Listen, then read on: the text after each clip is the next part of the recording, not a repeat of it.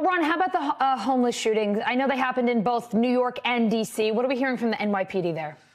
Well, essentially, they're saying this started in D.C. and this is an individual with no ties, no criminal history in New York City.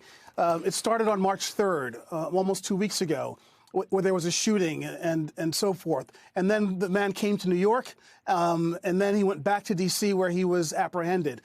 So we hope that the D.C. police will put in fill in more details about why he may have done this, if there's any logical or any kind of rational explanation for such behavior. Here's how a NYPD official described the suspect. Take a listen.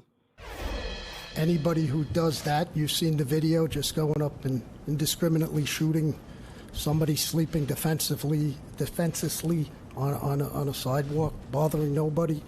They got some serious issues. I don't know what they are. This was an attack that just shocked the sensibilities of a lot of New Yorkers, a place where there is sometimes, often, even, dare I say, horrific crime. But the thing about these cases, too, is that, again, they're on video. You see what these individuals are doing. And the police said that another big component of this is that they got a flood of tips. They had names, they had locations where this individual was fairly quickly because the public was cooperating, and that's how they got him. Again, this suspect is still in D.C. He's going to be brought back to New York and charged here soon, the cops say. Ron, as you mentioned, this string of shootings started way back on March 3rd. What are police saying? Is there a possibility that there could potentially be more victims here that we don't know about?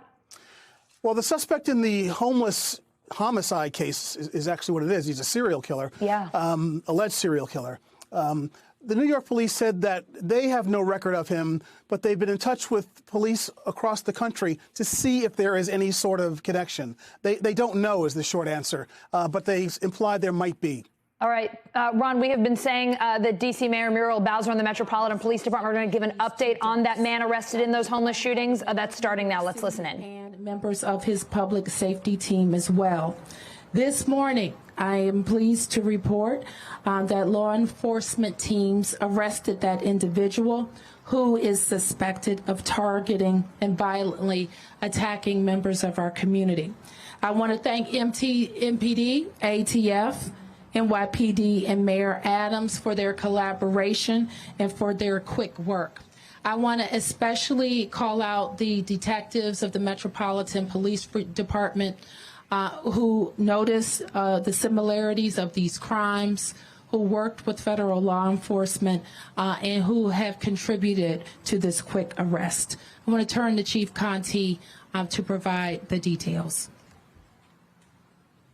Thank you, Madam Mayor.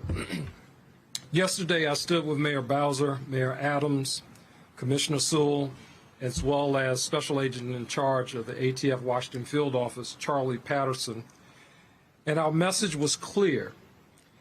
There was an urgent call to our communities to assist law enforcement, and that collectively we would leave no stone unturned to find this individual. Today, I am here to announce we've got our man. At 2:30, at approximately 2:30 a.m., 30-year-old Gerald Brevard of Southeast D.C. was taken into custody by our partners in the Washington Field Office of the ATF.